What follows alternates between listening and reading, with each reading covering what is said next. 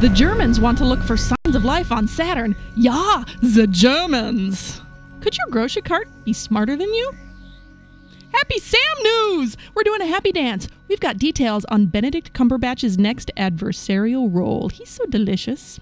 All that plus Nigel checks in from the Multiverse, and we have got a fantastic interview you don't want to miss on today's Slice.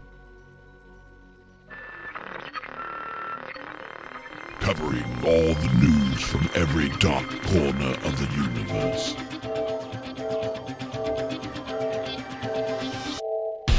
Warning, effects of time shifting may occur. This is Dr. Michio Kaku. I'm Peter Mayhew. This is Trisha Helfer, number 6 from Battlestar Galactica. Hi, this is Colin Ferguson with Sci-Fi Channel's Eureka, and you're listening to Slice of Sci-Fi. SliceofSciFi.com. And welcome, everyone. It is time for another Slice of Sci-Fi. I'm Michael Armenenge. I am Brian Brown.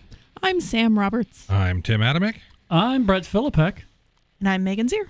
Okay. Wow, we got another full house. We do. Because there's too much news to be contained. Right, let's go. Okay. Positions, everyone. And now, the news. All right, enough mirth and merriment. On to news. Seriousness. Yes. Video gamers may soon find some familiar technology showing up in an unlikely place. No, not the bathroom. I know it's where you guys were going. Not the bedroom. The grocery store. Now, GeekWire reports that supermarket chain Whole Foods is testing a special shopping cart equipped with a Kinect motion sensor add-on for the Xbox 360. Wow. Oh, yeah. Dig it. Okay, here's what it is. The motorized cart identifies a shopper with a loyalty card, follows a shopper around the store, and scans items as they're placed inside, marks them off a shopping list, and even checks a shopper out at the end. Oh my God, I want this. Yeah. Now, it's not clear when Whole Foods will start deploying the Kinect-enabled shopping carts at the stores. Now, although Kinect has been featured primarily as an entertainment device, the sensor has found life in other fields. The sensor is now available on Windows PC. Bad. It's also, according to Microsoft CEO Steve Ballmer during his keynote last month at the CES, companies including Boeing, Siemens, and Toyota are creating Kinect software. Oh, yeah. Margaret, I think I'm going crazy. Shopping carts are following me around, right? I don't know what to do. It's the ghost of Lincoln following me. So, yeah. I think they have like little stoplights for him in the grocery store. Just what the privileged yuppie generation needs, because whole paycheck is quite the store. Let me tell you. What's awesome is these are going to run on Wi-Fi. Yeah, it's going to be about a week and a half before there's instructions on how to make a joystick. That's right. These battles. Absolutely There's totally will battles with this. Yeah. Yeah. Just really don't let your kids ride in the cart is all I'm saying. This is going to be so awesome at like 12 o'clock at night. You can have shopping cart. Watch this guy try to put his cupcakes in. Exactly. Drag racing and pigs and chicken. No, if these debut out here, man, I am totally going to be sitting in the parking lot with Kismet running, trying to, hijack some carts. Just sample the protocols. Oh, yeah. That cart full of beer, my car. My car. Let's go. Oh, man. Okay. Moving along. More good news. 2013 could be quite a villainous year for actor Benedict Cumberbatch, or The Batch, as I like to call him. The Batch. He's rumored to be the new adversary in the Star Trek sequel, and now we've got word that he's in talks to be part of the 50th anniversary celebration of Doctor Who. According to the UK's Daily Express, Cumberbatch could regenerate as the Doctor's adversary, the Master, for the anniversary. Ooh, that's cool. Yeah. Cumberbatch has worked with the Who producer Stephen Moffat on the hit series Sherlock, and was rumored to be on the shortlist for the role of the 11th Doctor before Matt Smith stole it from him. I mean, got the part. Actually, I'd rather have him on Sherlock, and I quite like Matt Smith. Absolutely. I love him on Who. I hope it happens. I wonder if they'll ever maybe tap him as the Doctor. There's been that discussion. I think he's too big now. That could be, I don't know. Christopher Eccleston stepped into the role just True. fine. Mm-hmm. I mean, he really had some chops before he stepped into the Doctor's role. True. So I still think the Batch is bigger with the Hobbit and the, True. all the other stuff he's doing. Okay. Yeah. The Germans are looking to send the probe to Saturn Jawohl. in order to search for extraterrestrial life to one of Saturn's icy moons. Now, scientists on the Enceladus Explorer project are testing the probe to hope they can send to Enceladus, Saturn's sixth largest moon, to sample water spewing from the cryovolcano. I love that cryovolcano on the surface of the satellite. Now, scientists are so interested in the water there because NASA's Cassini spacecraft flew through the spray and detected organic compounds. Yes, that was way cool. That means that the moon could be lots of life on it. So Cassini couldn't investigate further because the conditions were too treacherous for closer inspection. So the monolith warned us about the wrong planet. Yes, basically, pretty yeah. much. The NX project plans to send a little probe called an ice mole to drill and melt its way more than 600 feet below the surface of Enceladus. And if you have not seen this on space.com, the video of this thing is just cool. Yeah. It is cool. It's it uses really heat. neat. It uses heat, and it basically melts the ice as it drills. It's just way cool. Well, and what they say is once it finds water, the device will pull out a sample and test it for microbes and other living organisms right then and there. Wow. The team will spend the next 3 months testing the cutting-edge drilling. Oh, sorry, 3 years. 3 years, 3 months, whatever. Whatever it takes. Compressed time frame. 3 of time. They'll do drilling, teaching in Antarctica, basically. If the work proves successful, they can hope it inspires NASA and the European Space Agency to cha-ching and launch the probe. Leave it to the Germans. They're looking for sprockets. I am all about this, so I'm not pretty even cool. I'm not even going to go to the normal places that I would go Right. with the German reference, just because Right. these guys are doing awesome science, and I'm It's behind pretty them cool. I gotta say, 100% it's pretty here. cool. Actor Levar Burton, who played Geordi LaForge on Star Trek The Next Generation, says he's a big fan of the reboot of Star Trek done by director J.J. Abrams. Well, except for one small thing. Burton told the LA Times He that wasn't by in it? Yeah, I was going to say, he's No not black in it. people?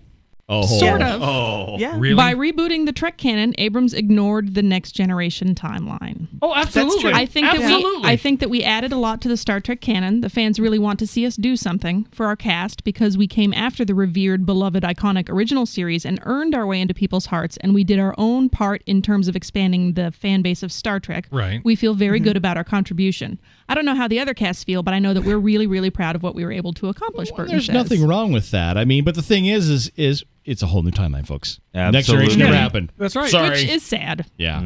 It could still happen. Well, Let's get some. Let's get Let's some get to other some news. other news. Yeah. Hello and welcome to the news. Once again, our intrepid android reporter, Skiznot, is back out in the field reporting live. Here he is now with a rather unique report. Take it away, Skiznot. Yes, Nigel, I'm in California's Marin County, where I'm talking to Freeway Starchild, a man who claims to have developed a foolproof device for detecting and capturing UFOs. Freeway, why the interest in UFOs? Well, Robot, I've been abducted several times, which really isn't that bad, but lately, these guys have started causing more trouble. I mean, first the keys to my microbus go missing, and then last week they left a big crop circle and some very precious crops, if you know what I mean. I see. And how does this giant device work? Oh, okay, right. Well, all UFOs are made of, like, metal, right? I suppose. And what's good at catching metal things? Magnets.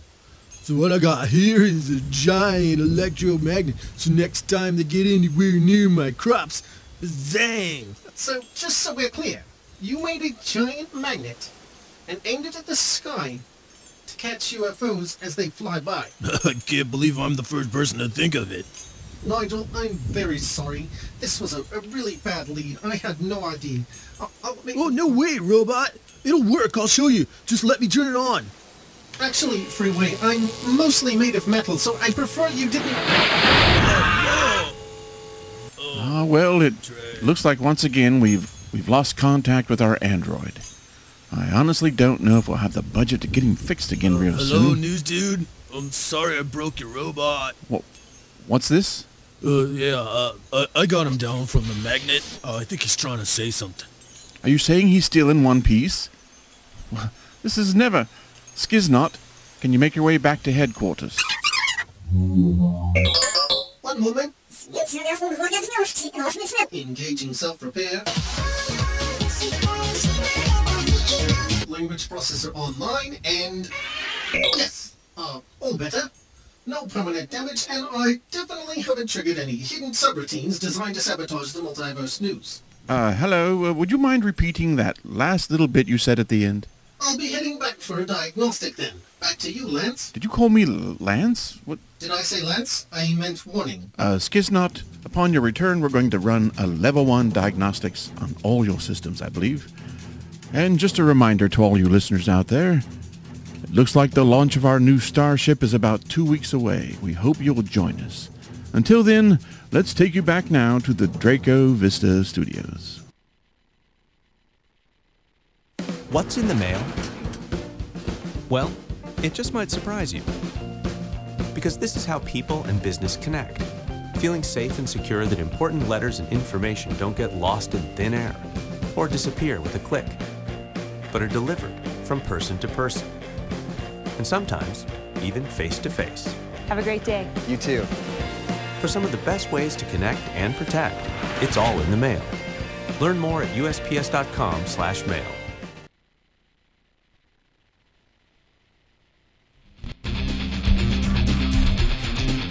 And welcome back to more of Slice of Sci-Fi. Now, those names may sound familiar because these guys, they're pretty heavy hitters in the sci-fi genre specifically, but in general, they're pretty big. Today, we're talking to these gentlemen about Grimm. Welcome, gents. Thank you. Happy to be here. So you guys are not only are the executive producers, you're also the writers and generally have your hands in a lot of different pies. Is that right? Lots of different pies. We do a little bit of everything, nothing that well. I disagree. So, David, why don't you go ahead and kick us off and tell everybody if, for some reason, they haven't caught Grimm, seen anything, give them kind of a high overview of what Grimm is about. Grimm is sort of a hybrid show. It's on one level, it's a police procedural, but on another level, it's a dark look at Grimm fairy tales, and the lead character can see the big bad wolf within the child molester, and he can see the greedy three little pigs inside the lawyers. And it's the story of how he comes to accept that he has this ability to see these things. He's a descendant of the original Brothers Grimm. And the conceit being that the Brothers Grimm were, in fact, profilers, and what they wrote was, in fact, true. And Nick and his partner Hank and his other partner Monroe solve crimes each week, and we try to fracture a fairy tale each week as well. Yes, and you guys do a great job with it. You really do. I like how, not only we have that procedural, because for part of me, I love procedurals. But then the sci-fi fan of me is like, woo, look at that.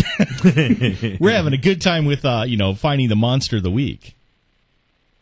Yeah, it's finding the monstrous behavior of every week and what's behind it. Oh, yeah, and the interesting thing is, too, is, you guys have gone to the Grimm fairy tales, and you're like, okay, let's have the big bad wolves. Let's have, the beaver people. Those are the guys I like. Oh, yeah. They're hilarious. And you take those and you put a human face, so to speak, on them. Yes. Yeah, because there's a lot of interesting things. So since you gentlemen both are involved in the writing, I'm gonna softball this to Jim. Jim, what kind of what do you guys do? Do you guys just sit down and say, okay, here's Grimm's fairy tales, let's just go through them? That, and sometimes we just take a piece of a fairy tale and we try to tie it to kind of a real-life story. And, the Grimm's fairy tales were cautionary tales about real human behavior. So we're trying to take a real human behavior and throwing a Grimm twist on it. Okay. Exactly. And what is really cool is it's very contemporary, even though these are based on stories that are hundreds of years old. They do translate very well, I think. Yeah. They're kind of timeless, and we're trying to do a modern retelling of the stories as you never quite knew them. Yeah. And we're definitely very Grimm in our show. Definitely, and I think it's interesting too. You also have a very much a fish out of water, because here this guy was just thinking, hey, I just have a regular life. I'm just a regular old cop, and no, not so much. Not so much. He's learning about his past very quickly. Yeah, and he's got a pretty tortured past, and he's got an interesting future ahead of him too. And I also think it's interesting too on how you bring the other supporting characters along with it. You know, here he's basically poor Monroe. I feel bad for the poor guy because here he was just kind of doing his thing, and all of a sudden this cop comes along and says, "By the way, you're going to help me figure out this stuff." Yeah, Monroe's minding his own business, being a vegetarian, trying to keep the part of him that's, we call them Blutbads, which is sort of like the big bad wolves in fairy tales, and he's the guy who's really trying to live a decent vegetarian life. And here comes Nick into his life saying, I need somebody who can see the things I see, who knows the world, who can help me sniff them out, so to speak. And it is true, you feel a little sorry for Monroe, who was minding his own business, and now he's got this whole gargantuan life. Yeah, he's just been dragged along of it, and we've kind of seen in this season too, where there are repercussions with helping the Grimm. Mm-hmm. Yes, and there will be bigger repercussions coming. Oh, yeah, and that's the I guess that kind of brings us back around again to the secondary character, so to speak, the supporting cast. You have Bitsy Tulloch's character, who is Nick's girlfriend or maybe fiance, and he's hidden all of this from her. Mm-hmm. It's a little like having an affair. You've got to keep all this whole secret life from her because it would endanger her. Yeah, it's a little tough to explain. Yeah, a little tough to explain without her thinking she's crazy or he's crazy. But the day will come when he has to lay some cards on the table, and then there'll be some very interesting repercussions to that. Well, let's talk a little bit about that, because there's some really cool things that you're setting up for later in the season, and I know that you guys are writing ahead, because you can tell. You can do that. You can tell that you have an idea of where all this stuff is going. But as you're laying the groundwork, are you dead set in where you're going, or do things kind of creep up and go, hey, this would be interesting if we play with this, and you adjust as you go along? I really am curious about that. We adjust as we go along, because we created the Beaver characters to peel off a layer of another part of the Grimm world, but they were so good that we have now run with them, and they've got a big upcoming episode. So you discover some things as you're going. Awesome. Yeah, and that's really interesting too. And I noticed that you definitely have 3 or 4 plot balls, as I call them, in the air. You're juggling them really well. And so every now and then we touch on this one, but yet it keeps flowing all the way along. You guys have done a great job with it, I think. Oh, thank you. Thank you. Yeah, and it's really interesting to find out, and it's one of those shows that you have right now we're saying that fairy tales are kind of the new vampire. Yeah, a little bit, because everybody's trying to reimagine them and make a new twist on it. And you guys really have done something, keeping it the same yet adding that extra layer. Mm-hmm. Yeah, well, Monroe's character gave us the opportunity to explore the fairy tales from the fairy tale characters, the Big Bad Wolf's point of view. And his point of view is that the Grimms are nasty people that cut your heads off. He's lost relatives to Grimms in the past, and the whole point of view coming from the other side of the coin we found very interesting. Now, you've been writing a lot of really edgy stuff in there. I mean, you've got the child molesters in there. You've got some really dark aspects of us as humanity that you're representing inside of the characters that you're creating and these spirits that you're creating. How do you tie that, and how do you? How are you molding that so that it's not so in your face? Because you can subtlety, yes. Exactly. Well, the original Grimm fairy tales were very dark. Oh, yeah. A lot of eating of children and cutting off hands and heads and things like that. So we want to keep some of that going, although some of the episodes coming up aren't quite as dark. We kind of alternate, and we try to lighten them up with, like, Beaver characters and some of the humor we do, and still stay true to the grimness of it all. We'd like you to never know exactly what you're going to get. Okay, Right. I'm down. I'm good with that. I mean, that's kind of nice. It's I'm all about yeah, the all dark. about that. All about the dark. I'm all about the dark. You can't go dark enough for me, but it's interesting when you're doing it on network TV because there are certain things that I don't know. We push the envelope pretty heavy on network TV these days, don't we? We do. We're pushing. Wait till Friday night. Oh boy! So there's a shocking ending to Friday night that is a little different. Ooh, there we go, folks. A little foreshadowing for you, so you better tune in. Okay, we got just a little bit more time left, so let's talk about. You guys have already been renewed for next season, correct? We are renewed for next season. Is that what you asked? Yes. Are you telling yes. us that? Oh, good. Do you have information we don't? You know something we don't know? Questioning if you guys have been renewed or not. Kind of putting it in a nice twist. Questioning, hopefully. We have a high hope that we will be, and there's nothing official just yet. But we know we're doing really well in Europe too. Yeah, we're doing gangbusters in Europe, so we certainly hope to be coming back. Okay, so we don't know for a fact yet. Okay, that's I just kind of put it, kind of leaving in your ballpark if you could talk about it or not, because some people know, some people don't. But we have high hopes for you guys. Mm-hmm. So tell everybody where to tune in for Grimm and what else is, where else they can find you online. 9 o'clock Friday nights on NBC is Grimm, NBC.com, Hulu, all the usual places you can find us. And tune in. Please tune in. All right. Absolutely. Well, there you go. Thank you, David and Jim, for talking with us. Folks, go out and watch Grimm. Trust me, you won't be disappointed. Thank you, David Greenwald. Thank you, Jim Koof. Thank you, guys. Thank you. All right, folks, we'll be back with more Slice of Sci-Fi right after this. Bye-bye.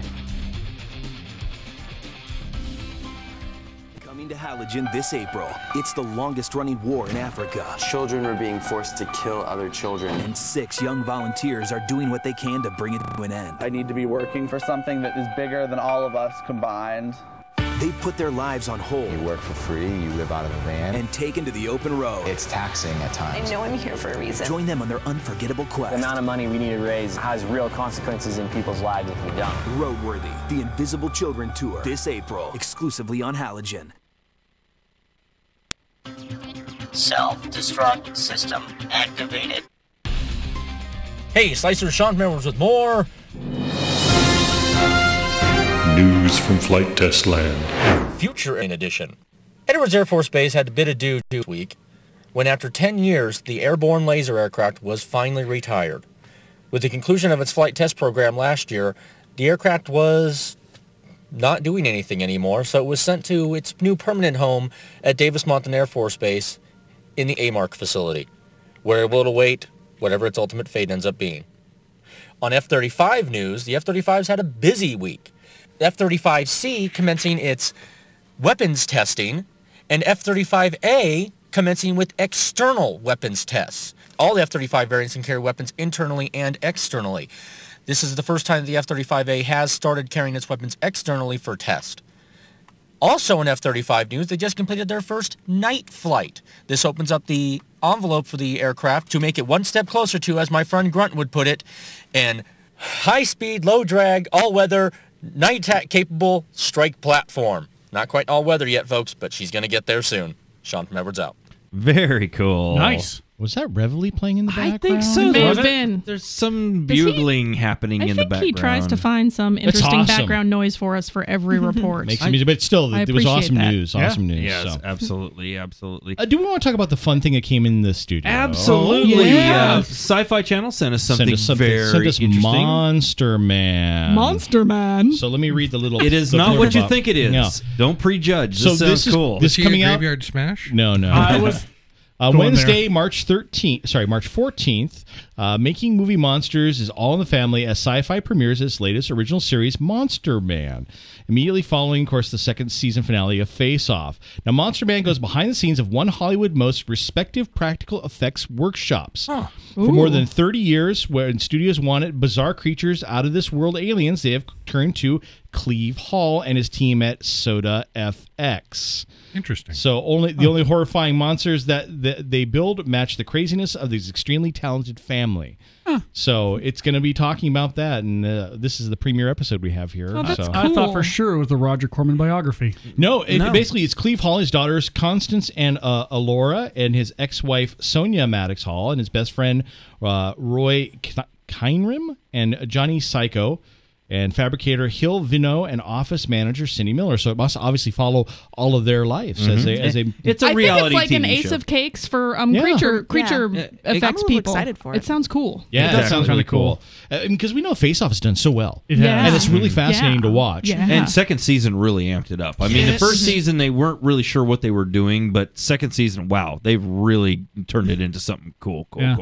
So that's for the people out there. We know our friend Lizzie definitely would be interested. Oh, yeah, big time. Oh, yeah. March Absolutely. 14th. 14th, there you go. Cool. Alrighty, we got about a minute. Anything else you want to talk about? Well, we might as well talk about the season changes on our Facebook page. Hopefully, if you've gone out there, hopefully you have. You should. We're going to be running a contest on there, and it's very important that you like us there.